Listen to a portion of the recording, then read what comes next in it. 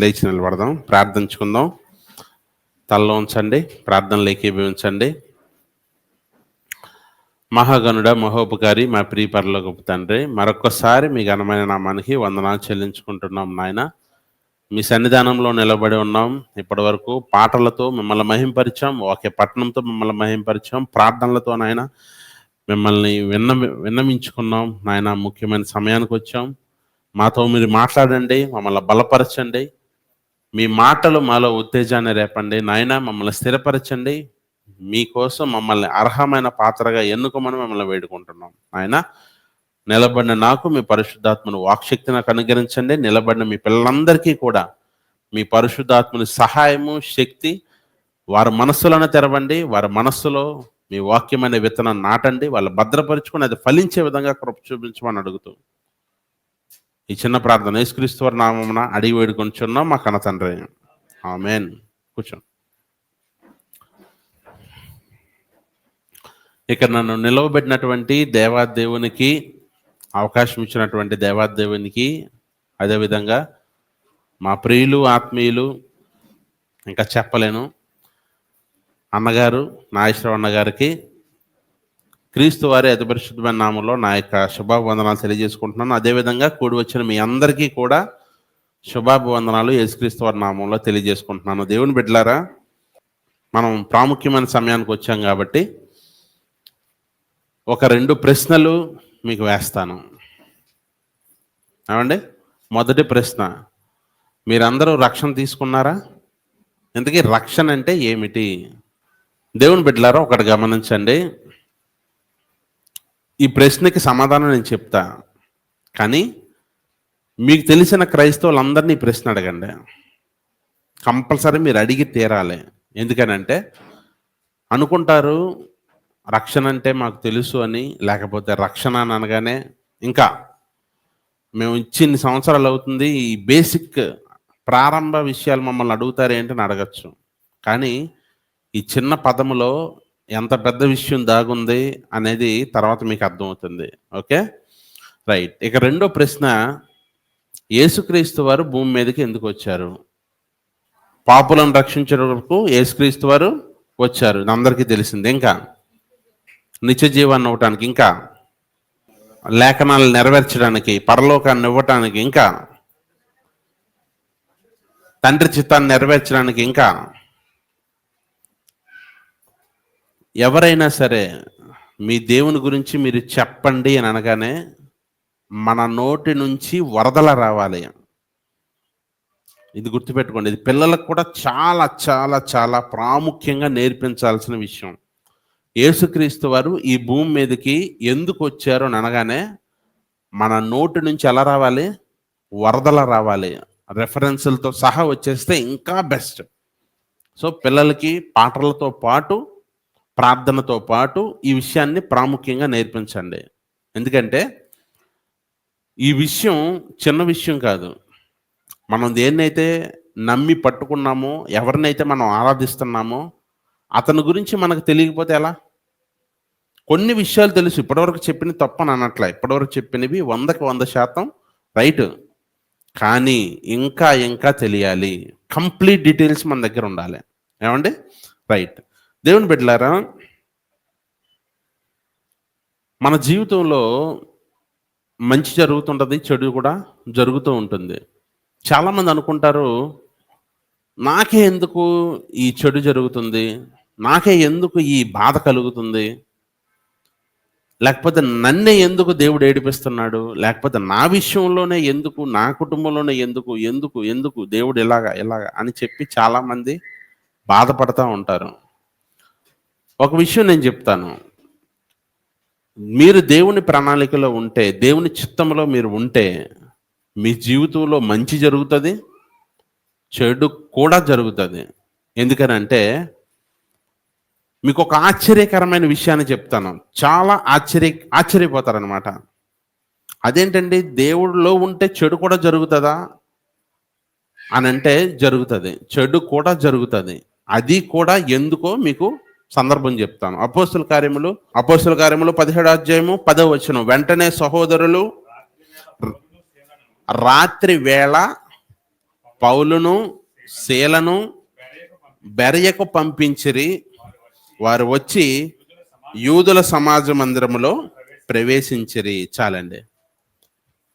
పౌలు గారిని శీల గారిని రాత్రికి రాత్రే పంపేశారంట ఒక పట్టణానికి, బెరయ అనే ఒక ప్రదేశానికి పంపించేశారు. వీరు వెళ్ళి ఆ సమాజ మందిరంలో ఉన్నారు. సమాజ మందిరం అంటే ఏదో అనుకోకండి, అందాక మీరు అక్కడ ఉన్న చర్చ్ అనుకోండి, అక్కడ ఉన్న సంఘం అనుకోండి, అంతే. అందాక రాత్రికి రాత్రి ఎందుకు పంపించారు? 4వ వచనం నుంచి చూడగలిగితే, వారిలో కొందరును భక్తిపరులకు గ్రీసు దేశస్థులలో చాలా మంది ఘనత గల స్త్రీలలో అనేకులు ఒప్పుకొని పౌలుతోనూ శీలతోనూ ఏం ఒప్పుకున్నారు అని అంటే యేసుక్రీస్తు వారిని ఒప్పుకున్నారు. వీళ్ళు పౌలు కానీ శీల కానీ వీళ్ళు ఏం చేస్తారంటే పాత నిబంధనలో ఉన్న, అప్పుడు ఉన్నటువంటి పాత నిబంధన గ్రంథంలో ఉన్నటువంటి వచనాలన్నీ తీసి, ఏసే ఆ క్రీస్తు, మీరు ఎవరు అనుకుంటున్నారు యేసుక్రీస్తు వారిని, ఏమనుకుంటున్నారు క్రీస్తు వారిని అని చెప్పి యేసుక్రీస్తు వారి గురించి చెప్పడంతో వాళ్ళందరూ అవును నిజమే అని ఒప్పుకుంటున్నారనమాట. అయితే ఏం జరిగింది? 5వ వచనం, అయితే యూదులు మత్సరపడి పని పాటులు లేక తిరుగు కొందరు దుస్తులను వెంటబెట్టుకొని గుంపు కూర్చి పట్టణమెల్లా అల్లరి చేయుచు యాసోను ఇంటి మీద పడి వారిని జనులను సభ ఎదుటకు తీసుకొని వచ్చుటకు యత్నము చేసిరి. పని పాటలని కొంతమంది వెధవలు ఉంటారు, పని పాటలని కొంతమంది ఉంటారు కదా. వీళ్ళు ఏం చేశారంటే, వీళ్ళందరూ ఒప్పేసుకుంటున్నారు కదా ఏసే క్రీస్తు అయి ఉన్నాడు అని ఒప్పుకునేసరికి ఏం జరుగుతుందంటే వీళ్ళలో మత్సరం వచ్చేసింది, కుళ్ళు వచ్చేసింది. ఆ కుళ్ళకి వీళ్ళు తట్టుకోలేక పట్టణమంతా గోల గోల అల్లరి చేస్తూ మొత్తానికి అక్కడ ఉన్నటువంటి వారిని అందరినీ డిస్టర్బ్ చేస్తున్నారు. 7వ వచనం చదువుకుందాం.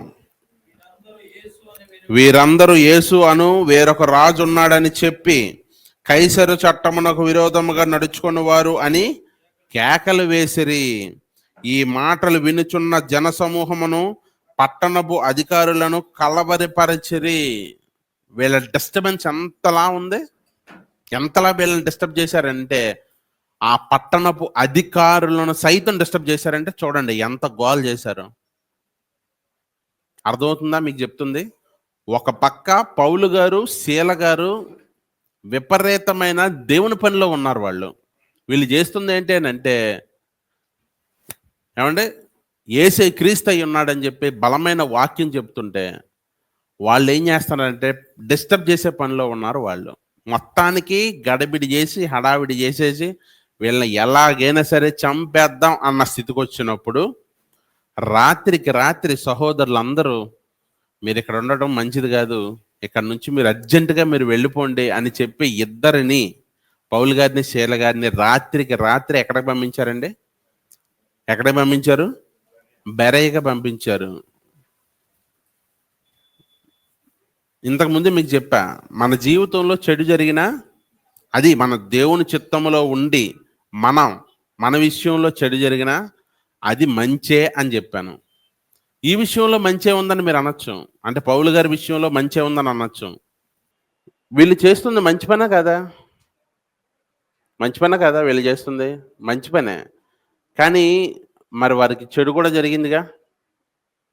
అదే సమయంలో అదే సందర్భంలో మనం ఉన్నాం అనుకోండి, మనం ఏమనుకుంటామంటే అది దేవుడు ఉన్నాడా లేడా, దేవుడు పని చేస్తుంటే వీళ్ళందరూ ఏంటి, దేవుడు వీళ్ళని చూడట్లేదా, దేవుడు వీళ్ళని శిక్షించట్లేదా, శిక్షించేది, ఇలా మనం రకరకాలుగా ఆలోచిస్తాం. వాళ్ళు ఏం మాట్లాడలే, దేవుణ్ణి అసలు మధ్యలోనికి తీసుకొని రాలే ఎవరు, పౌలు గారు కానీ శీల గారిని కానీ. సైలెంట్గా వేరే పట్టణానికి వెళ్ళిపోయారు. వీళ్ళ జీవితంలో ఒక చెడు ఎదురైంది, కానీ ఆ చెడు వల్ల ఒక మంచి జరిగింది. ఏంటా మంచి అని అంటే ఆ 17వ అధ్యాయం 11వ వచనం చూడండి. 11వ వచనం, వీరు దెస్సలోనికలో ఉన్న వారి కంటే ఘనులై ఉండరి గనుక ఆసక్తితో వాక్యమును అంగీకరించి పౌలును శీలయు చెప్పిన సంగతులు అలాగున్నవో లేవో అని ప్రతి దినము లేఖనములు పరిశోధించుచు వచ్చిరి. వీళ్ళు ఎంత గొప్పవాళ్ళంటే చెప్పిన ప్రతి మాటని బైబిల్‌లో చూస్తున్నారు. అలాగున్నవో లేవో అనంటే ఇప్పుడు నేను చదివిన రిఫరెన్స్ మీ బైబిల్‌లో ఉందా లేదా చూడటం గాదు. అలాగున్నవో లేవో అంటే దాని అర్థం అది గాదు. చెప్తాను. అక్కడ గనక ఆ దుర్మార్గులు పౌలు గారిని, శీల గారిని తరమకపోతే వీళ్ళు మనకి తెలిసేవారు గాదు. అక్కడ వాళ్ళకి జరిగింది చెడే. కానీ దానివల్ల మనకి మేలు జరుగుతుంది. ఏంటా మేలు అని అంటున్నారా? ఆ రిఫరెన్స్‌ని ఒక్కసారి చూడండి. ఇప్పుడు నా కళ్ళతో చూడండి ఆ రిఫరెన్స్‌ని. ఆ రిఫరెన్స్‌ని నా కళ్ళతో చూడండి. అక్కడ చూడండి జాగ్రత్తగా నేను చదువుతాను. వీరు ఎవరు? ఆ బెరలే ఉన్నవారు. వీరు దెస్సలోనికలో ఉన్న వారి కంటే గనులయుండిరి, గనులయుండిరి, గనులయుండిరి, గనులయుండిరి, గనులు అంట. పరలోకమందున్న దేవుడు కొంతమందిని చూపిస్తూ వీరు గనులుగా ఉన్నారు అని అంటున్నాడు. గనులు అంటే గొప్పవారు. ఏంటి దేవుని చేత గొప్పవారిగా పిలువబడుతున్నారా వీళ్ళు? అవును, కొంతమంది ఉన్నారు. 2 పట్టణాలున్నాయి. 2 పట్టణాలున్నాయి. ఏంటి? ఒకటి బెరయ పట్టణం, 2 దెస్సలోనిక పట్టణం. ఈ వచనంలోనే చెప్తున్నా. ఈ 10, 11 వచనాలు చాలా విచిత్రంగా ఉంటాయి. పైనున్నటువంటి వచనంలో బెరయ పట్టణం ఉంది. కిందున్నటువంటి వచనంలో దెస్సలోనిక పట్టణం ఉంది. వీరు దెస్సలోనికలో ఉన్న వారికంటే గనులంట. అంటే ఆల్రెడీ గనులుగా ఎంచబడ్డారు. ఎవరు? దెస్సలోనిక పట్టణం వారు. దెస్సలోనిక పట్టణంలో ఉన్న సంఘం దేవుని చేత గొప్పగా ఎన్నుకోబడింది ఆల్రెడీ అయిపోయింది అది. కానీ వాళ్ళకంటే ఈ బెరైలో ఉన్నోళ్ళు ఇంకా గొప్పోళ్ళంట. అబ్బో! గనులయుండిరి గనుక ఆసక్తితో వాక్యమును అంగీకరించి పౌలుయు శీలయు చెప్పిన సంగతులు అలాగున్నవో లేవో అని ప్రతి దినము లేఖనములో పరిశోధించు వచ్చిరి. వీళ్ళకున్న మంచి గుణాలు ఏంటంటే అండి, దేవునికి కానుకలు ఇవ్వటం మంచి గుణమే, దేవుని పని చేయటం మంచి గుణమే, దేవుని కోసం పాట పాడడం మంచి గుణమే. కానీ అత్యంత మంచి గుణం ఏంటంటే ఒక్కసారి చెప్పిన వాక్యాన్ని అలా తీసేసుకుంటారంట. వాక్యమును అంగీకరించి నెక్స్ట్ అలాగున్నవో లేవో అని ప్రతిదినం లేఖనాలు చూస్తారంట. ఏంటి ఆ లేఖనాలు చూడడం? ఒకటి. రెండో విషయం, వీళ్ళు దేవుని చేతే గనులుగా ఎన్నుకోబడ్డారు కదా, అంత గొప్ప పనులు ఏం చేశారంటే వీళ్ళు? అంత గొప్ప పనులు ఏం చేశారు? నిన్న మొన్న మీటింగ్ జరిగినాయి. దీనికి కొన్ని వేల రూపాయలు ఖర్చు, కొంతమంది కష్టం, ఇవన్నీ కూడుకున్నాయి. అవునా? మరి అప్పుడు ఖర్చుతో చూసుకుంటే మరి అప్పుడు ఏ 10 రూపాయలు అయితే మరి ఇప్పుడు దానికన్నా కొన్ని వేల రెట్లు ఇప్పుడు జరిగింది. మరి అంటే వాళ్ళకన్నా మనం గొప్పని చేస్తున్నట్టుగా కనిపిస్తుంది కదా. మరి మనల్ని ఎందుకు దేవుడు అనలేదు గొప్పవారని? అయితే దేవుడు మనం చూసే యాంగిల్లో చూడ్డనమాట. ఏదో చూశాడు దేవుడు ఏదో చూశాడు. అందుకే గొప్పవాళ్ళు గనులు అన్నాడు. మీకు విషయం చెప్తానండి, చెప్తా. దేవుడికున్న పేరుల్లో ఒక పేరు ఉంది తెలుసా మీకు? దేవుడికి కొన్ని పేర్లు ఉన్నాయి. ఆ పేరులో ఒక పేరు ఉంది. దేవుడికి మహాగణుడు అనే పేరు ఉంది. మహాగణుడు అనేటువంటి సైన్యములకు అధిపతియగు యెహోవా అని ఉన్నది ఓ దగ్గర వాక్యంలో. అతన్ని పేరుని తీసుకొచ్చి వీళ్ళకి ఆపాదించాడంటే వీళ్ళు నిజంగా ఏదో మనలో లేనటువంటిది వాళ్ళలో ఉన్నటువంటిది దేవుడు చూశాడని అర్థం. ఏం చూశాడంటారు? చూద్దాం, ఆలస్యం చేయకుండా చూద్దాం. చదువొచ్చిన ప్రతి ఒక్కరు చదవాలి. 1 దెస్సలోనిక పత్రిక 2వ అధ్యాయము 13, 14 వచనాలని మనం చాలా జాగ్రత్తగా తీక్షణంగా చూడబోతున్నాం. ఓకేనా? ఆ హేతువు చేత మీరు దేవుని గూర్చిన వర్తమాన వాక్యము మా వలన అంగీకరించినప్పుడు మనుషుల వాక్యమని ఎంచక అది నిజముగా ఉన్నట్టు దేవుని వాక్యమని దానిని అంగీకరించితిరి. ఆపండి. మీరు గమనించారా? మళ్ళొకసారి ఆ లైన్ నేను చదవనా? చూడండి. మీరు దేవుని గూర్చిన వర్తమాన వాక్యము మా వలన అంగీకరించినప్పుడు మనుష్యుల వాక్యమని ఎంచక, మనుష్యుల వాక్యమని ఎంచక, మనుష్యుల వాక్యమని ఎంచక. వాక్యం దేవుడిది కదండి, వాక్యము దేవుడిది కదా. మరి ఇక్కడేంటి మనుష్యుల వాక్యం అని ఉంది? మనుష్యుల వాక్యం అని ఉంది. మనుషులు కూడా వాక్యం చెప్తారు. మన కళ్ళ ముందు దేవుని వాక్యాన్ని ఇలా చూపిస్తూ అక్కడ ఉన్నటువంటి దేవుడి వాక్యం చెప్పకుండా మనిషి సొంత బుర్రలో ఉన్న వాక్యాన్ని జతకలిపి చెప్తాడు. అక్కడ కనిపించేది ఓ దేవుడై ఉండడు, వీళ్ళు కనిపిస్తారు.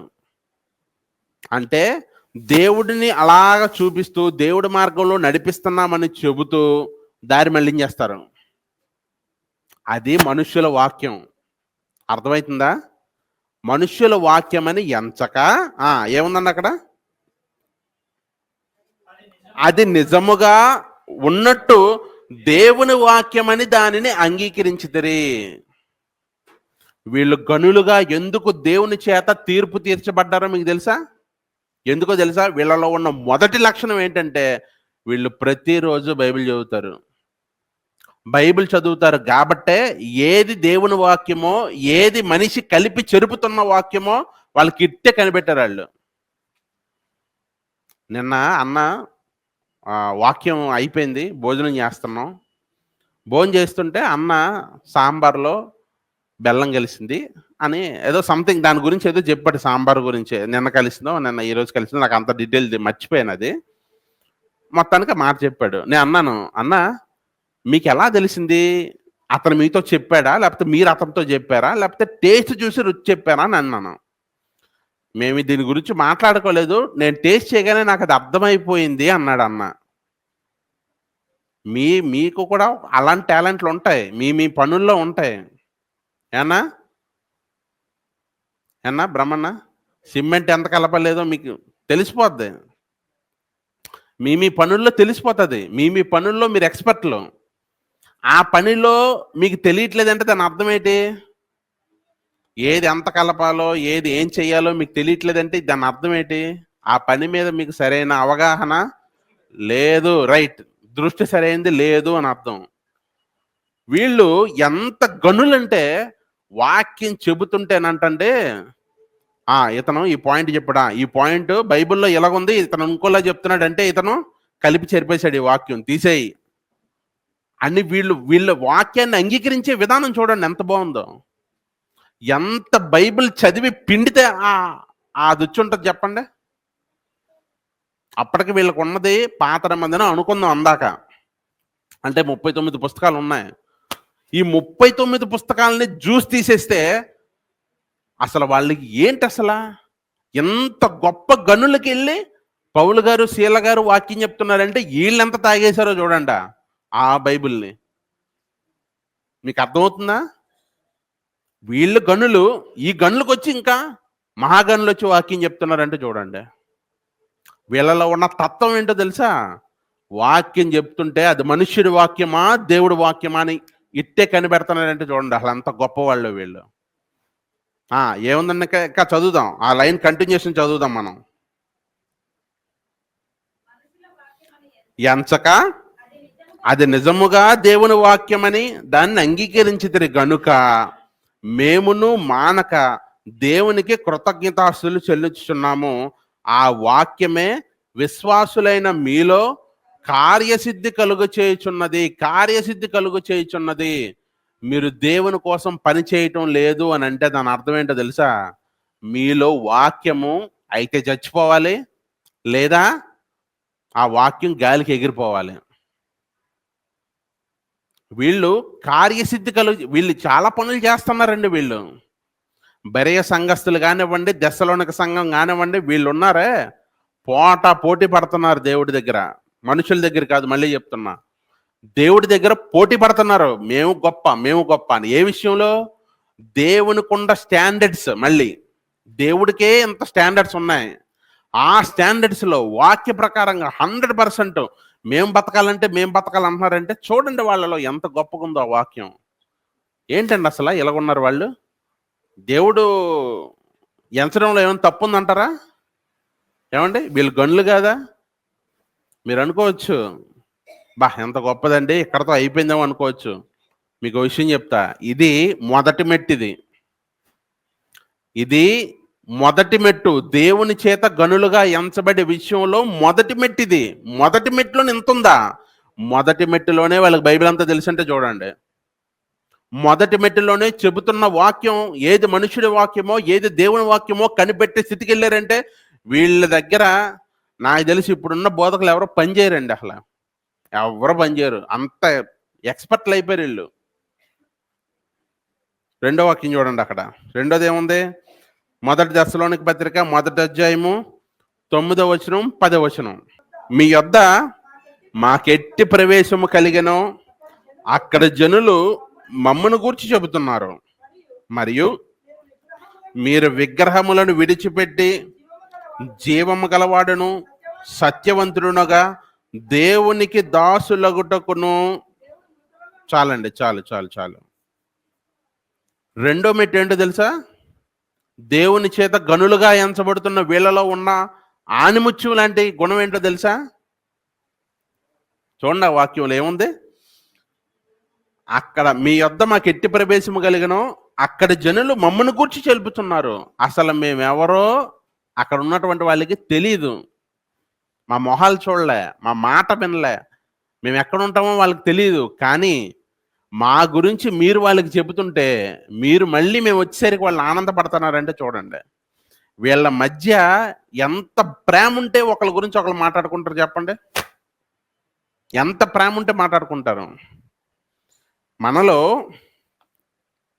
సామాన్యంగా క్రైస్తవ ప్రపంచంలో, క్రైస్తవ సంఘాలలో ఒక సహోదరుని నిలబెట్టి ఏమంటే ఈ విషయంలో ఇతను సూపర్ అండి అని ఒకళ్ళు చెప్పారనుకోండి, 100కి 100% మంది ఇతను సూపర్ అని అంటారా?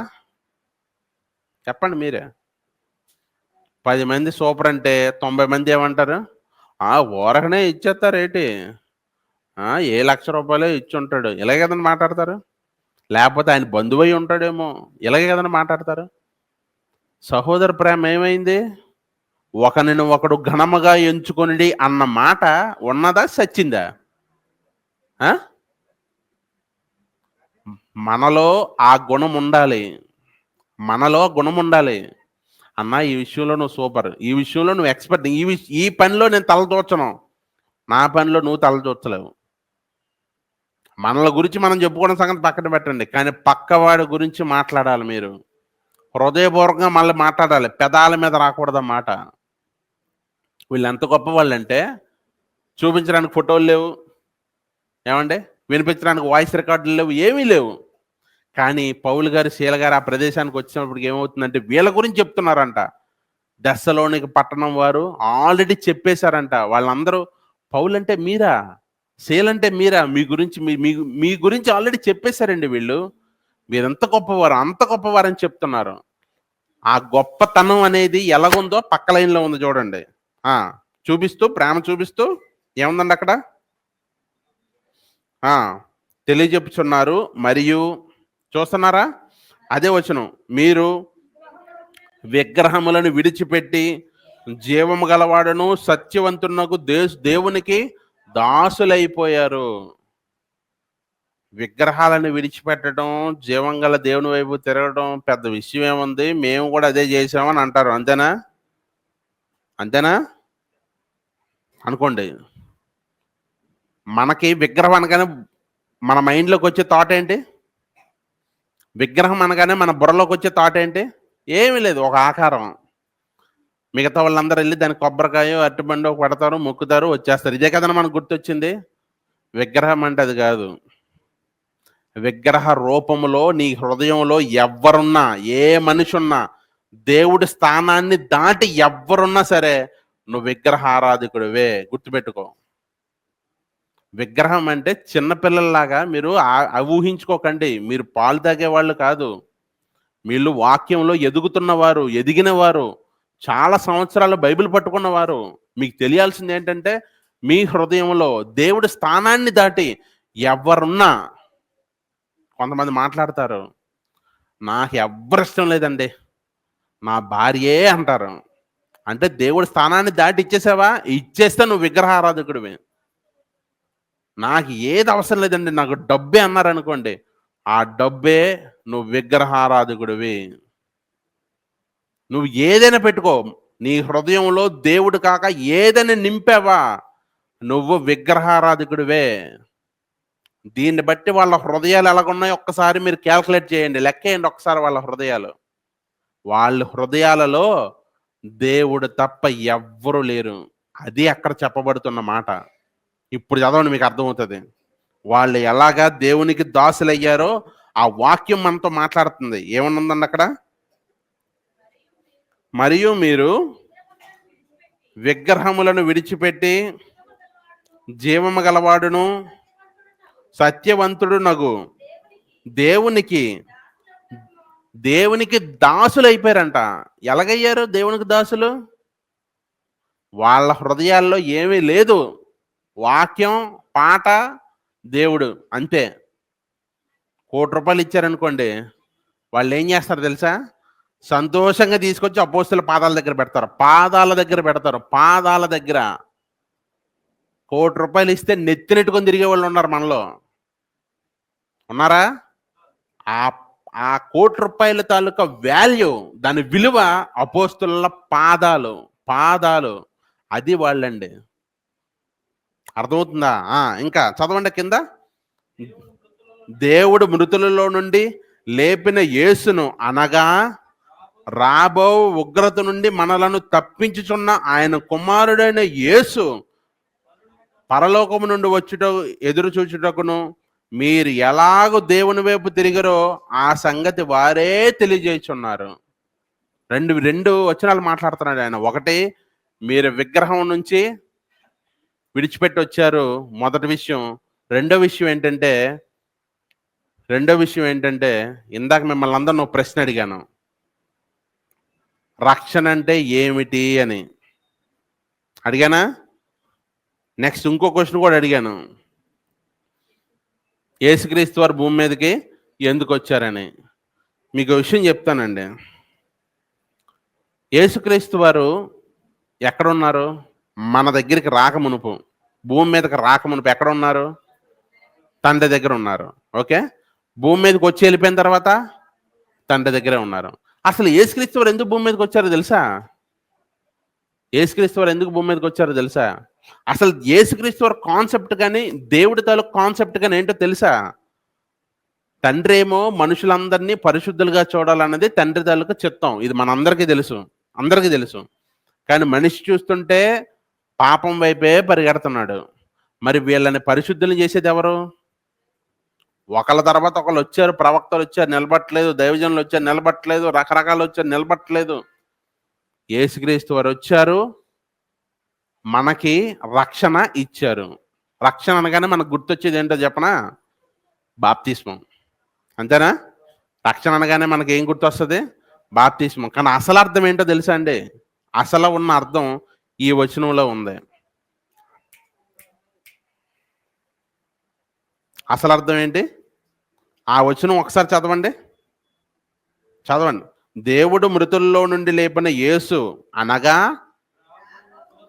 రాబోవు ఉగ్రత అన్న పదం ఉంది చూడండి. ఉగ్రత ఏంటి? ఆ ఉగ్రత అసలు దేవుని కోపం ఎలాగుంటుందో మన ఎవరికి తెలీదు. తెలుసా మీకు? సునామీ వస్తే దేవుడి కోపమా? 1% కూడా కాదు. భూకంపం వస్తే దేవుడి కోపమా? 0.5% కూడా కాదు. మీకు అర్థమవుతుందా? భూకంపాలు వచ్చినా, యుద్ధాలు వచ్చినా ఇదంతా దేవుడి కోపం అని అనుకుంటారు. కానే కాదు. దేవుని కోపం చాలా తీవ్రంగా ఉంటుంది. అసలు అది యేసుక్రీస్తు వారికి తప్ప ఎవ్వరికి తెలియదు. అమ్మో, దేవుని పిల్లలు దేవుని ఉగ్రతకి బలైపోకూడదు. దేవుని కోపానికి, ఆ పాపానికి మధ్యలో ఒక రక్షణ కవచం ఏర్పరచాలని చెప్పి యేసుక్రీస్తు వారే భూమి మీదకి దిగి మనందరికీ రక్షణ ఇచ్చారు. అది రక్షణ అంటే. రక్షణ అనగానే మీరు టక్కని చెప్పాల్సింది ఏంటో తెలుసా? దేవుని ఉగ్రత నుంచి కాపాడేది. దేవుడు మహాభయంకరమైన కోపం నుంచి కాపాడేది, పాపం నుంచి మనల్ని దూరంగా నెట్టేసేది, మనల్ని పరిశుద్ధులుగా తీర్చిదిద్దేది. ఇది రక్షణ అంటే. దీనికోసమే యేసుక్రీస్తు వారు వచ్చారు. అర్థమవుతుందా? వాళ్ళు ఆ దెస్సలోనికి పట్టణం వాళ్ళు ఎందుకు గనులుగా ఎంచబడ్డారంటే, వాళ్ళ హృదయాలలో విగ్రహం అనేది లేదు మొదటి విషయం. రెండోది ఎవరున్నారో తెలుసా? అందుకే అక్కడున్నది. యేసుక్రీస్తు వారు ఉగ్రత నుంచి తప్పించి ఆ యేసుక్రీస్తు వారే వాళ్ళ హృదయంలో నింపుకున్నారంటే, ఎంత గనులండి వాళ్ళు. వాళ్ళ గురించి దేవుడే గనులన్నాడు. దేవుడే పొగిడాడు. మనం పొగడడంలో పెద్ద తప్పేమీ లేదు. అర్థమవుతుందా? వాళ్ళది విశ్వాస జీవితంలో ఒక 100 మెట్లుంటే, మనం ఇప్పుడు ఎన్నో మెట్లో ఉన్నాం తెలుసా? ఎన్నో మెట్లో ఉన్నాం తెలుసా? రెండో మెట్లో ఉన్నాం. రెండో మెట్లోనే ఇంత దారుణంగా ఉన్నారో వాళ్ళు. మన ఆత్మీయ జీవితం చూస్తే వాళ్ళు మెట్లో ఉన్న ఒక చిన్నదానికి కూడా మన ధూళికి కూడా సరిపోం అసల. వాళ్ళేమో ఇంత ఇంత ఇంత ఈ స్థాయిలో ఉన్నారా? అవును. ఈ స్థాయిలోనే ఉన్నారు వాళ్ళు. దేవుడు వాళ్ళలో చూసిన ఘనత గల ఆ గుణాలు మీకు చెప్తున్నా. అర్థమవుతుందా? మొదటి మెట్టేంటి? వాళ్ళు వాక్యాన్ని అంగీకరిస్తారు. వాళ్ళకు వాక్యం తెలుసు. ఎవరు ఏ వాక్యం చెప్పినా వాళ్ళకి ఇట్టే అర్థమవుతది. నిజంగా దేవుడి వాక్యం గనక చెబితే వాళ్ళ జీవితంలో వాళ్ళు ఫలిస్తారు. దేవుడి వాక్యం గాక మనుషుల వాక్యం చెప్తే వాళ్ళు పట్టించుకోవడం కూడా పట్టించుకోరు. ఇది మొదటి మెట్టు వాళ్ళది. రెండో మెట్టు ఏంటో తెలుసా? వాళ్ళ హృదయాలలో విగ్రహాలు లేవు. యేసుక్రీస్తు వారిని ఆరాధిస్తారు. యేసుక్రీస్తు వారిని ఏ స్థాయిలో ఆరాధిస్తారంటే, రాబో ఉగ్రత, దేవుని ఉగ్రతను తప్పించడానికి వచ్చినటువంటి యేసుక్రీస్తు వలన రక్షకుడు అని చెప్పి భావించి వాళ్ళ హృదయాల్లో స్థిరంగా పెట్టుకున్నారంటే చూడండి. వాళ్ళ ఆత్మీయ జీవితానికి మన ఆత్మీయ జీవితాన్ని ఒక్కసారి బేరీజ్ వేసుకోండి, మీకు అర్థమవుతుంది. ఇక మూడో మెట్లోకి వెళ్దాం. ఏమండి? మూడో మెట్లోకి వెళ్దాం. ఎక్కడుంది? మొదటి దశలోనికి పత్రిక 3వ అధ్యాయము 3, 4 వచనాలు ఏముందండి అక్కడ? మనము శ్రమను అనుభవించవలసి ఉన్నదని మీతో ముందుగా చెప్పితిమి కదా. ఆల్రెడీ ఆగండి. ఆల్రెడీ పౌలు గారు చెప్పేశారు. మీరు ఆత్మీయ జీవితంలో గొప్పగా ఉన్నారు కదా. ఆత్మీయ జీవితంలో గొప్పగా ఉన్నారు కదా. చాలామంది అనుకుంటారండి, వాక్యం తెలియని వాళ్ళు ఏమనుకుంటారు తెలుసా? ఏంటి ఎన్నాళ్ళైనా సరే నువ్వు ఇలాంటి బీద పొజిషన్లో ఉన్నావు? నాతో మీ చెప్ మీ మీతో చెప్తున్నానండి. నాతో సుమారు ఒక 25 మంది 30 మంది అన్నారండి అసలు. ఎంతకాలం నుంచి నువ్వు వాక్యం చెబుతున్నావు? అంటే ఎంతకాలం నుంచి నువ్వు పాస్టర్గా సమాజంలో ఉన్నావంటే, ఉన్నానంటే ఒక 10 ఏళ్ళు పైనే అవుతుందంటే. మరి సొంత ఇల్లు కొనుక్కున్నావా? కారు? ఏమీ లేదండి అంటే, అసలు 10 ఏళ్ల వరకు నువ్వు ఏది సంపాదించుకోలేదంటే నువ్వు వేస్ట్ అన్నారండి అసలు. ఇది ఉన్నమాట. బైబిల్ పట్టుకొని చెప్తున్నా, నేనేం కల్పించి చెప్పట్లా. ఉన్నమాట చెప్తున్నా. ఎన్నాళ్ళ వరకు నీకు ఒక సొంత ఇల్లు లేదు, ఎన్నాళ్ళ వరకు నీకు ఆస్తులు లేవు, పైగా అప్పులు ఉన్నాయి, ఎన్నాళ్ళ వరకు నీకు ఒక సొంత కారు లేదంటే నువ్వు వేస్ట్ అన్నారండి ఇలాగే. అంటే 10 ఏళ్లలో ఒక పాస్టర్ సమాజంలోకి వచ్చారంటే దాని అర్థం ఏంటంట? దేవుడి సొమ్మంతా నీ ఖాతాలో వేసేయి. అది నేనేం మాట్లాడనండి, మౌనంగా ఉంటా. ఎందుకంటే నా చూపంతా బైబిల్లో ఉన్న భక్తుల జీవితాల మీద ఉంటుంది. వాళ్ళే నాకు ప్రామాణికం. వాళ్ళే నాకు అన్నీని. నా దిక్సూచి వాళ్ళే, నా బలం వాళ్ళే. ఏమండి? నన్ను ప్రేరేపించేది వాళ్ళే, ప్రతిదీ వాళ్ళే. అర్థమవుతుందా? ఎలాంటి మైండ్ సెట్ ఉన్నటువంటి ఆ దశలోనికి పట్టణం వారు పౌలు గారి దగ్గరికి వస్తే, పౌలు గారు ఏం మాట్లాడుతున్నారండి? ఇప్పుడు చూడండి, మీకు అర్థమవుతుంది. ఏం మాట్లాడుతున్నారు పౌలు గారు? మనము మనము మనము అంటే మీరు కానీ నేను కానీ దేవుని దారిలో ఉన్నాం కదా. మనమందరం ఆ 100% దేవుడి దారిలో ఉంటే ఏంటంట? శ్రమను అనుభవించవలసి ఉన్నదని మీతో ముందుగా చెప్పితేమి కదా. ముందుగా మీతో ఏం చెప్పాను? శ్రమను అనుభవించాలని చెప్పాను కదా. జ్ఞాపకం అయితే అలాగే జరిగినది. అలాగే జరిగినది. ఇది మీకును తెలియను. చదవండి ఇంకా. అట్టి శ్రమలను అనుభవించుటకు మనము ఏంటి నియమింపబడ్డామా? దేవుని పనిలో ఉంటే శ్రమ వస్తుందా? దేవుని పనిలో ఉంటే శ్రమ వస్తుందా? వస్తుందా అండి? ఏ పాస్టర్ శ్రమ అనుభవిస్తున్నారు చెప్పండి? ఏ విశ్వాసాలు శ్రమ అనుభవిస్తున్నారు చెప్పండి? ఏ సంఘం శ్రమ అనుభవిస్తుందో చెప్పండి? ఒక ఏసీ లేని చర్చ్ ఏదో చెప్పండి, నేను చెప్తా. చెప్పండి. పలానా చర్చిలో ఏసీ లేదని చెప్పండి. మా చర్చిలో అండి కుర్చీలు లేవండి, మేము కిందే కూర్చుంటామని చెప్పండి. నేను చర్చికి నడిచి వెళ్తానని చెప్పండి. శ్రమ సుఖం అయిపోయింది. మిమ్మల్ని కించపరుస్తున్నానని కాదు, మిమ్మల్ని ఏదో అనేస్తున్నాను కాదు. దేవుని వాక్యం ఎలాగుంది, మన బతుకులు ఎలాగున్నా చూడండి. శ్రమని అనుభవించడానికి మనం నిర్ణయింపబడితే ఆ సంఘంలో ఏసీ లేకపోతే సగం మంది కూడా రారు. వస్తారా? కింద కింద కింద కింద కూర్చోబెట్టండి. మరుసటి నెక్స్ట్ వారానికి కుర్చీలు ఉన్నాయనుకొని వస్తారు. ఆ నెక్స్ట్ వారానికి ఎవరు రారు. వస్తారా? లేదండి. ఏసీ ఉండాలి, కుర్చీ ఉండాలి. పాస్టర్ గారు, ముఖ్యంగా పాస్టర్ గారు ఒళ్ళు దగ్గరెట్టుకొని మాట్లాడాలి.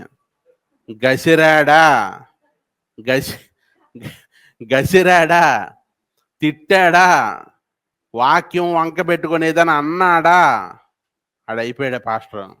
ఇంకొన్ని సంఘాలు చెప్తా, అక్కడ పాస్టర్ గారు జీతం కోసం పనిచేస్తారు. 4 వారాలు ఎందులేండి, 2 వారాలు పాస్టర్ చిరాకు పడినామండి. ఏంటి మీరు ఎలా బతుకుతున్నారు, అలా బతుకుతున్నారు, మీ దేవుడి కోసం బతకని నేను ఒక్క సీరియస్గా 2 వారాలు వాక్యం చెప్పానండి. 3వ వారం ఆ సంఘ పెద్దలు వచ్చేస్తారు, పైనుంచి ఫోన్లు వచ్చేస్తాయి. అక్కడ సేవ చేయాలని లేదా నీకు? అక్కడ సేవ చేయాలని లేదా? దేశాన్ని అసలు ఇంకా చెప్పాలంటే ప్రకృతినే సాధించేవాడు పాస్టర్. అంత గొప్ప పాస్టర్ వీళ్ళు ఏం చేస్తారంటే బాల్ని దొక్కినట్టు దొక్కుతారు. అసలు పాపం ఏం చెయ్యి, పాపం కుటుంబం ఉంటుంది, పిల్లలు ఉంటారు, చదువులు ఉంటాయి, వీళ్ళకి ఆస్తిపాస్తులు ఉండవు. వీటన్నిటిని నేను చూశానండి, చాలా మంది పాస్టర్లను చూసా. సంఘం వచ్చిందంటే భయపడిపోతుంటారు వాళ్ళు. దేనికోసం వచ్చారు వీళ్ళు? వాళ్ళు వెళ్ళినంత వరకు మనసు నెమ్మదిగా పడదు. అసలు కొంతమంది అయితే ఏడ్చేశారు నా దగ్గర, కన్నీళ్ళు పెట్టుకున్నారు. అసలు ఇలాంటి వాళ్ళు ఏంటంటే అని. దశలోనికి పట్టణం చూడండి, అసలు ఏంటండి ఆ సంఘం. అసలు ఈ జీవగ్రంథంలో వాళ్ళని గురించి దేవాదేవుడు గొప్పగా రాశాడంటే మీరు అర్థం చేసుకోండి. అసలు నేను చెప్తున్నా, దేవుడు వాళ్ళని గనులు, వీళ్ళు సూపర్ అన్నాడంటే మీరు అర్థం చేసుకోండి. అసలు వాళ్ళు ఎంత గొప్పోళ్ళు. శ్రమల కోసం నిర్ణయింపబడ్డామనంటే వాళ్ళు ఎలాగున్నారు తెలుసా? శ్రమ ఎప్పుడు వస్తుంది బాబోయ్ అని భయపడట్లే. రాని శ్రమ వస్తుందా, రాని. ఏ శ్రమ వస్తుంది, రాని, నేను చూసుకుంటా. దేవుడు మా హృదయాల్లో నింపినటువంటి యేసుక్రీస్తు వారిని మేము చూస్తున్నాం. మా దారి, మా చూపు ప్రతి ఒక్కటి యేసుక్రీస్తు వారే. ఎలాగున్నా సరే మేము యేసుక్రీస్తు వారిని చూస్తాం. శ్రమకు భయపడేదే లేదు అని అంటున్నారంటే మీరు ఒక్కసారి ఆలోచించండి. వాళ్ళు ఎస్, దేవుని వాక్యంలో లీనమైపోయారు. కింద చూడండి, ఆ కింద వచనం చూడండి. అది మళ్ళీ ఎక్కడుంది ఆ వచనం అంటే 1 దశలోనిక పత్రిక 1వ అధ్యాయం 14వ వచనంలో మాట మీకు పెట్టాను. మీకు కంటిన్యూస్గా చూపిస్తే మీకు అర్థం కాదని అలా పెట్టాను. అక్కడ ఏముంది? అవును సహోదరులారా, మీరు యోదయలో క్రీస్తు యేసునందున్న దేవుని సంఘములో పోడి నడుచుకునే వారైతే మీ నడక ఎలాగుంది? మీ నడక ఎలాగుంది? మీరు ఎవరినో సంఘం చూసి పాడైపోవట్లేదు, ఇంకా నడుస్తున్నారు. ఇంపార్టెంట్ వచ్చిన చూడండి. వారు యూదుల వలన అనుభవించినట్టు శ్రమలే మీరు మీ సొంత దేశస్తుల వలన. వచ్చిన ఒకసారి చదవండి అందరూ. వారు యూదుల వలన అనుభవించినట్టు శ్రమలే మీరు మీ సొంత దేశస్తుల వలన అనుభవించుతారు. అవునా? వాళ్ళు యూదులు ఎలాగైతే వాళ్ళని టార్చర్ పెడుతున్నారో మీ దేశంలో ఉన్నోళ్ళు మిమ్మల్ని టార్చర్ పెడుతున్నారు. ఇంతకీ వీళ్ళు ఈ దశలోనికి ఎక్కడున్నదంటే గ్రీకు. వీళ్ళంతా గ్రీకు భాష మాట్లాడేవాళ్ళు. దగ్గరగా మాసిదోనియా కానీ, అకయ కానీ, దశలోనికి కానీ, ఇవన్నీ పక్కన ఉన్నటువంటి పట్టణాలు. వెనకాతల మీరు మ్యాప్ ఉంటుందిగా, మ్యాప్ చూసుకోండి. పౌలు గారు 3వ ప్రయాణం అని ఉంటుంది బ్యాక్ సైడ్లో మ్యాప్. ఆ పైన ఉంటుంది అనమాట దశలోనిక. దాని పక్కనే అకయ ఉంటుంది. చూడగలిగితే చూడండి ఒకసారి, మీకు కూడా చూపిస్తాను, తెలియాలిగా. ఏంటండి పాస్టర్ గారు ఏదో దీవెనిచ్చి పంపించాక ఇవన్నీ ఎందుకండి, మాకు దేవుడు దీవెనలు ఇస్తాడు, అయిపోద్ది 2 నిమిషాల్లో ప్రసంగం అని అంటారా? చూడండి, పౌలు గారు 3వ ప్రయాణం ఇదిగోండి నా మ్యాప్ మీద చూపిస్తే పౌలు గారు 3వ ప్రయాణం ఇదిగోండి పైన ఉంటుంది, ఇక్కడ ఉంటుంది. కనిపించింది ఎవరికైనా? అసలు కలర్ఫుల్ మ్యాప్ ఉందా? కొంతమంది బ్లాక్ అండ్ వైట్ ఉంటుంది, కొంతమంది పాత బైబిల్ ఉంటుంది. చూడండి అక్కడ అక్కడ ఏముంది? పక్కన దెసలోనికా ఉంది, దాని పక్కనే బెరయా ఉంది, ఆ పక్కనే మాసిదోనియా ఉంది. చూడండి పైన చూసేయండి, పైన ఈ పైన లైన్లో చూడండి, మీకు అర్థమవుతుంది. అక్కడ మ్యాప్లో పక్క పక్కన ఉన్నాయని లేదో పక్కింటి వాళ్ళు అనుకోకండి. అక్కడికి ఇక్కడికి సుమారు ఒక 150 కిలోమీటర్ల డిస్టెన్స్. అర్థమవుతుందా? రైట్, వాక్యంలోకి వచ్చేద్దాం. ఏముందండి ఒకసారి ఆ వాక్యాన్ని మనం చదువుకుందామా? వారు యూదుల వలన అనుభవించినట్టు శ్రమలే మీరును మీ సొంత దేశస్తుల వలన అనుభవించితిరి. ఏంటి సొంత దేశస్తుల వల్ల కూడా టార్చర్ ఉంటుందా? ఇంతకీ సొంత దేశస్తులు ఎలా టార్చర్ పెట్టుంటారో, సొంత దేశస్తులు ఏ విధంగా టార్చర్ పెట్టుంటారో చూసేద్దాం ఒకసారి. చూసేద్దాం కింద చూడండి, అపోస్తుల కార్యాలు 12వ అధ్యాయము 1వ వచనం, 2వ వచనం, 3వ వచనం, 4వ వచనంలో ఉంది. దాదాపు అదే కాలమందు రాజైన హేరోదు ఏం చేస్తున్నాడంట? సంఘపు వారిలో కొందరిని బాధ పెట్టుటకు బలాత్కారంగా పట్టుకున్నాడు. అంటే సంఘంలో ఉన్న వాళ్ళని, ఇది ఎక్కడంటే యెరూషలేం సంఘంలో చెప్తున్నా, యెరూషలేం సంఘంలో అక్కడ ఉన్నటువంటి హేరోదు సంఘంలో ఉన్న వాళ్ళు కొంతమంది బాధపడడానికి పట్టుకున్నాడంట. ఎలాగ బాధపడడానికి? యోహాను సహోదరుడైన యాకోబును, అమ్మయ్యా ఒకళ్ళు అయిపోయారు. ఏముందండి? యోహాను సహోదరుడైన యాకోబును ఖడ్గంతో చంపించేశాడు. నెక్స్ట్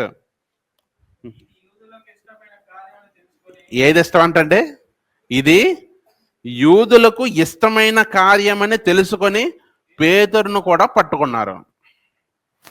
చాలండి, ఇక్కడ వరకు చాలు. ఏది ఇష్టమైన కార్యం అంట? దేవుని పిల్లలను పట్టుకొని వాళ్ళని చంపటం ఇష్టం. ఇది ఒక దేశంలో, యోదయ దేశంలో వాళ్ళకి ఇష్టం అంతే. మీరు అనుకుంటున్నారు, మీకు ఇప్పుడు గుర్తొచ్చేయాలి. అక్కడ ఏముందంటే పై వచనంలో, మీరును మీ సొంత దేశస్తుల వలె అనుభవించితిరి. మీ సొంత దేశస్తులే మిమ్మల్ని ఇబ్బంది పెడతారు. అవును, అక్కడెక్కడో కాదు, మన ఆంధ్రాలోనే. మన దేశస్తులైనా, మనతో పాటు పుట్టినోళ్ళైనా, మనతో పాటు అన్ని ఈ రాష్ట్రానికి, ఈ దేశానికి సంబంధించిన వాళ్ళైనా ఎలా టార్చర్ పెడుతున్నారు ఇప్పుడు క్రైస్తవుల్ని? ఎలా పెడుతున్నారు? బైబిల్ పట్టుకొని వెళుతుంటే భయపడుతున్నారు అసలు చాలామంది. వీళ్ళు ఏం చేస్తారని. కొంతమందిని పొడి చేశారు, కొంతమందిని చంపేశారు, రాళ్లతో కొట్టేస్తున్నారు, సువార్తలు జరగనివ్వట్లేదు, నోటుకొచ్చింది వాగుతున్నారు. వాళ్ళ నోటుకొచ్చింది వాగుతున్నారు. సొంత దేశస్తుల వలన శ్రమలు, సొంత దేశస్తుల వల్ల శ్రమలు. ఇవన్నీ ఎందుకు చెప్తున్నానంటే, మనందరము సంఘంగా కూడుకున్నాం. మన సంఘం కరెక్ట్గా దేవుని వాక్యంలో నడిస్తే మనకు వచ్చే శ్రమల్లో ఒకటండి ఇది. వాళ్ళు దెసలోనిక సంఘం వారు దేవుని చేత గనులుగా ఎంచబడ్డారు. ఆ ఘనతలో వాళ్ళు దేవుని చేత పొందుకున్న అవార్డు ఏంటో తెలుసా? శ్రమలు. ఎలాంటి శ్రమలు అంటే, వాళ్ళ సొంత దేశస్తులే, ఇంకా చెప్పాలంటే పక్కింటోళ్ళే పొడి చేస్తారనమాట, పక్కింటోళ్ళే కొడతారనమాట. అవును, మరి ఆశీర్వాదం అండి. సొంత దేశస్తులు కొడితే ఎంతకనగా తట్టుకుంటామండి మేము కూడానా? మరి దేవుడు ఎప్పుడు ఆశీర్వాదం ఇస్తాడు? ఎప్పుడు ఆశీర్వాదమేనా? ఎప్పుడు ఆశీర్వాదమే. నీకు కష్టం వచ్చినప్పుడు ఆశీర్వాదం ఇస్తాడు, నీ మనసు బాగోలేనప్పుడు దేవుడు నెమ్మది కలుగు చేస్తాడు, నీ కష్టాల్లో తోడుగా ఉంటాడు. ఇదన్నీ ఆశీర్వాదాలు కాదా? ఆశీర్వాదాలు కాదా? ఎన్ని ఆశీర్వాదాలు కాకుండా ఆదివారం వచ్చాక ఆశీర్వాదమే, బర్త్డే జరిగినప్పుడు ఆశీర్వాదమే, మీటింగ్ జరిగినప్పుడు ఆశీర్వాదమే, పొద్దున్న ఉదయం లేచి యూట్యూబ్ ఆన్ చేస్తే ఆశీర్వాదమే.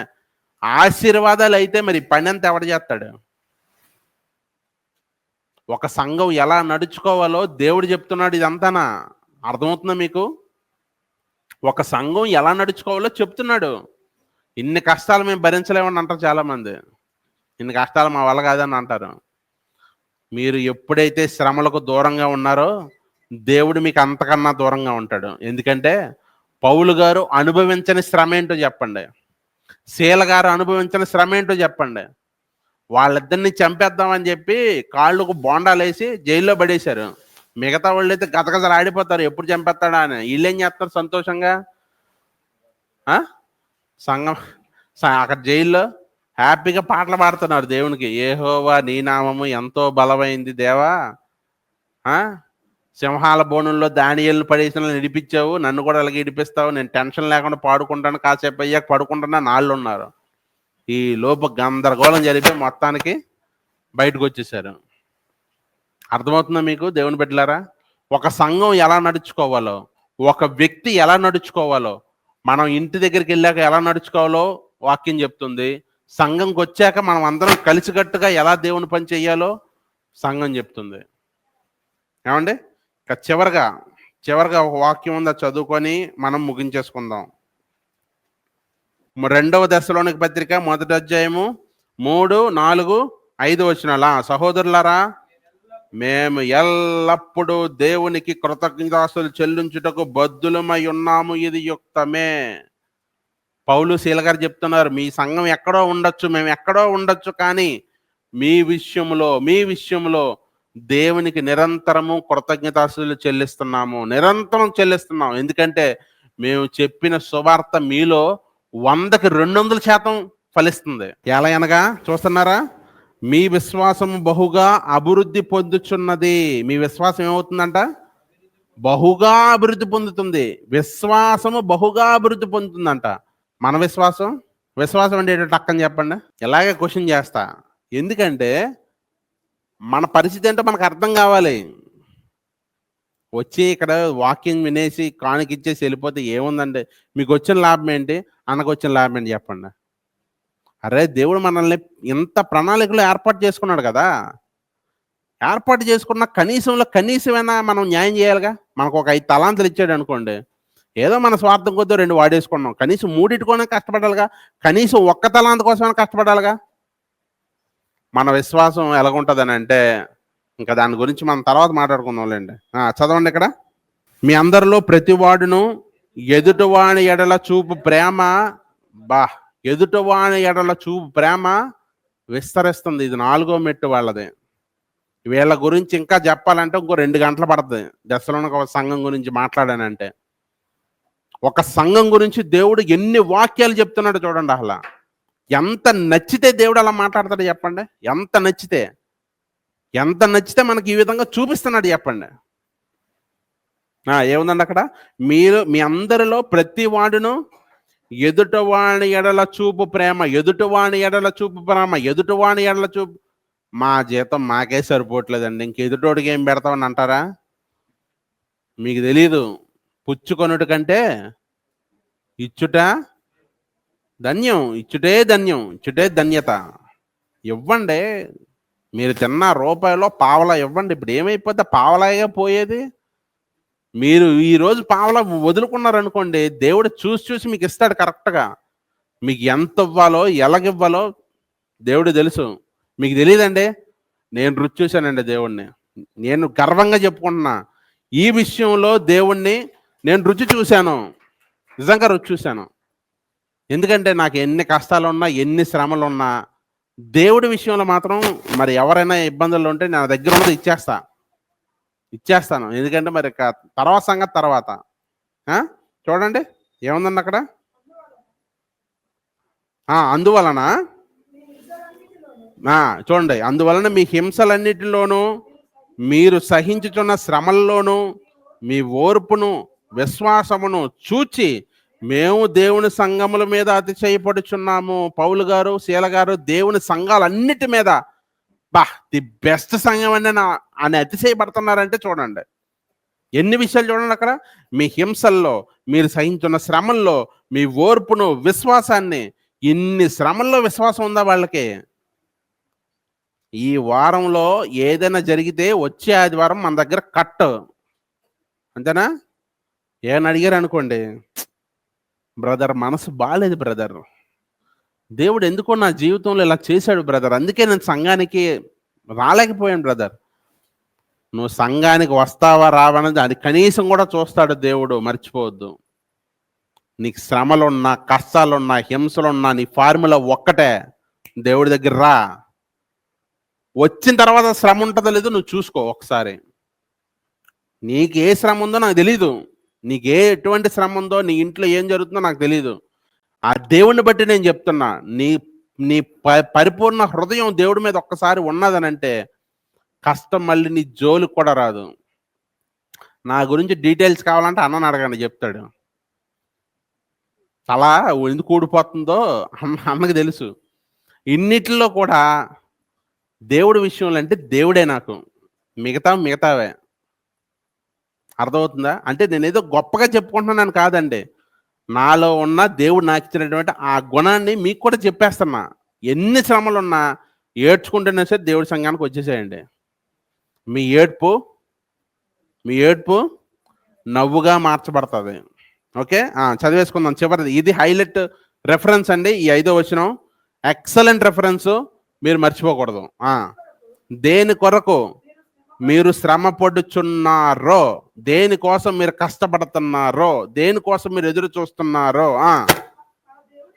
ఆ దేవుని రాజ్యానికి మీరు యోగ్యులని ఎంచబడు నిమిత్తము మీరిట్లు ఓర్చుకొనుట దేవుని న్యాయమైన తీర్పునకు స్పష్టమైన సూచన.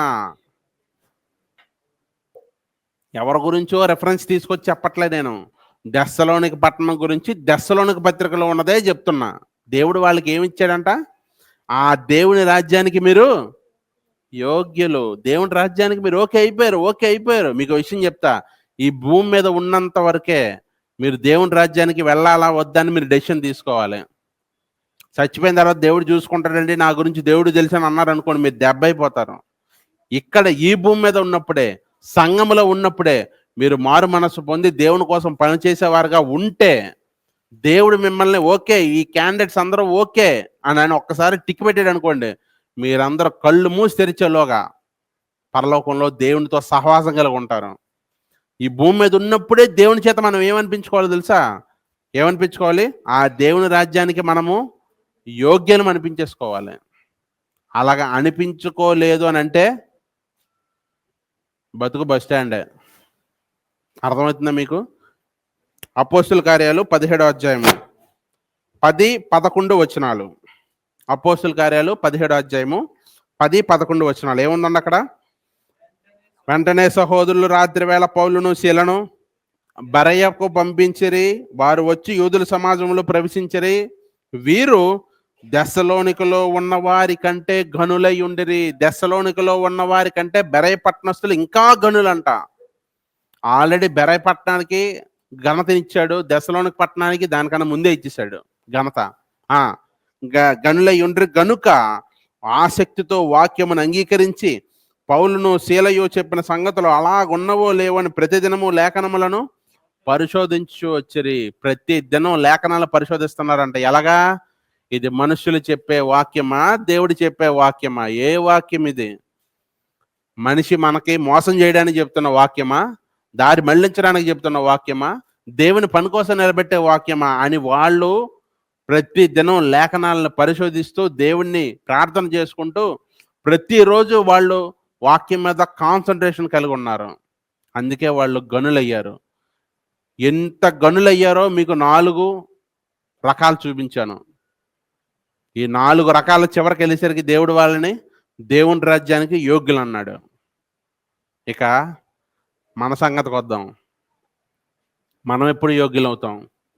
మనలో ఎప్పుడు అంత గొప్ప విశ్వాసం కనిపిస్తుంది? మనలో ఎప్పుడు అంత గొప్ప ప్రేమ కనిపిస్తుంది? మనలో ఎప్పుడు అంత బైబిల్ని బాగా చదివే గుణం వస్తుంది? చెప్పండి. ఎన్ని కష్టాలు వచ్చినా బైబిల్ని చదవడం ఆపద్దు. ఎంతమంది మీరు వాక్యం విన్నా, చాలామంది నేను చెప్తున్నా, ఉదయం లేవగానే ప్రసంగికులు బోధకులు చెప్పిన మాటలు వింటారు. మానకండి, వినండి. దానితో పాటు మీకేం ఉండాలి? బైబిల్ చదవడం ఉండాలి. కానీ మీకు చెప్తుంది ఏంటంటే బైబిల్ చదవండి. మనం సంఘంగా ప్రారంభమయ్యాం. మన సంఘం ఎలా ఉండాలో తెలుసా? బైబిల్లో ఉన్న వాక్యానికి దగ్గరగా ఉండాలి. అసలు దేవుడు మన సంఘాన్ని, వాక్యాన్ని పక్కన పెట్టి చూస్తే ఓకే వీళ్ళు బాగానే ఉన్నారని అనిపించేసుకోవాలి.